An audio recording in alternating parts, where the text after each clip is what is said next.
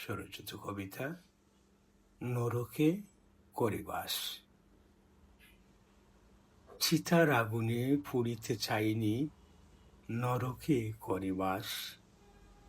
কেউ বা আমায় চিরসুখী ভাবে, কেউ করে উপহাস।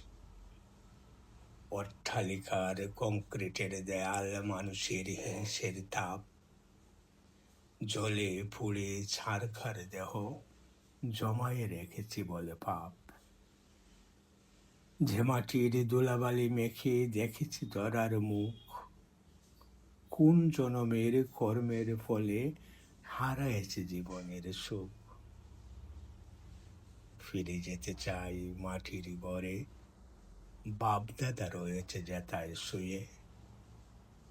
পাপের শহরে আর যে পারি না, হাত ধরে যাও নিয়ে।